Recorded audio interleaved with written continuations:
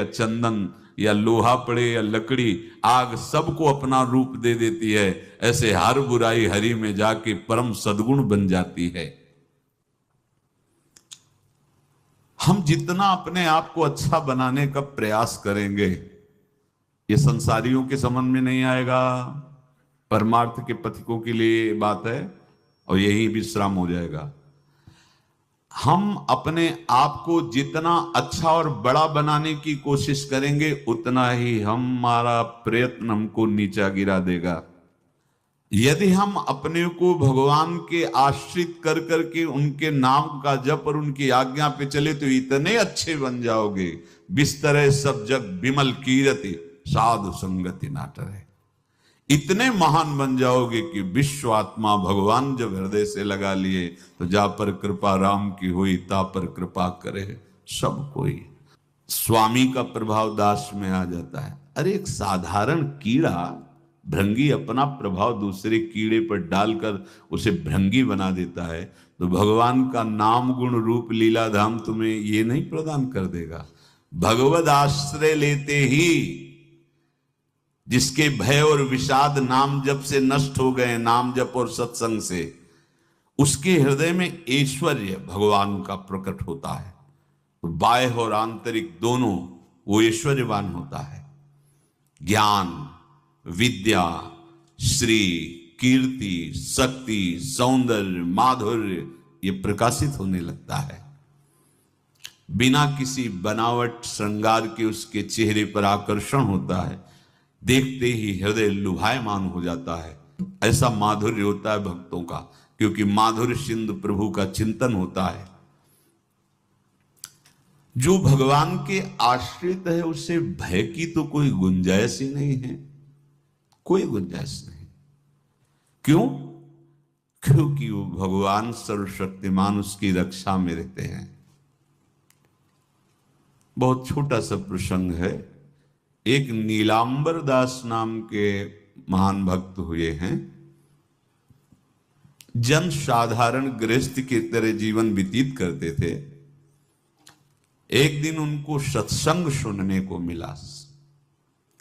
सत्संग में जब जैसे यही सब सार बातें, तो उनको लगा कि अभी तक तो हम अपने को पूर्ण मान रहे थे कि हमारे पास रुपया है, पत्नी है, पुत्र है, घर है, सब मौज मस्ती है, लेकिन ये सब छूट जाएगी मरने के बाद, फिर मेरे पास क्या रहेगा? सत्संग यही अंदर आपके विवेक डालता है। बड़ा पश्चाताप उनके हृदय में हुआ।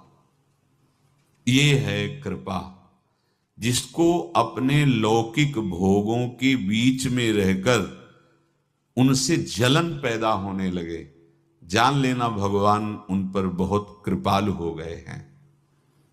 उनके हृदय में प्रार्थना जागृत हुई, प्रभु कोई साधन भजन नहीं जानता, अभी तक तो गृहस्थी के भोगों में और भोगों के संग्रह में मुझे ऐसा लगता रहा कि मैं पूर्ण हूं। चिंतन गाढ़ होने लगा प्रभु का। सत्संग जहां हुआ था, वहां भगवान जगन्नाथ जी की चर्चा, जो प्रेम विभल हुए थे ब्रज लीला में, सुन करके, ब्रज लीला का भाव सुनकर श्री सुभद्रा जी, बलराम जी और लालजू, वो प्रेम विगलित रूप, तो जो हम सुनते हैं वही हमारा अनुराग होता है। तो नीलांबर दास के मन में दृढ़ संकल्प हो गया, अब सबसे पहला जीवन का काम भर नेत्र जगन्नाथ जी को देखूं। जगन्नाथा स्वामी नयन पथगामी भवत में एकांत में बैठ के बहुत रोना आया कि प्रभु बहुत दूर हो, ये उत्तर प्रांत की बात है और आप बहुत दूर हो, कैसे? मुझे सामर्थ्य दो कि मैं इस ग्रह रूपी बेड़ियों को तोड़कर निकल पड़ूं, मोह रूपी हथकड़ियों को तोड़कर निकल पड़ूं। ऐसा ही हुआ। जब कोई सच्ची चाह हृदय में प्रकट कर लेता है, तो मंजिल दूर नहीं लगती, चाहे जितना दूर हो।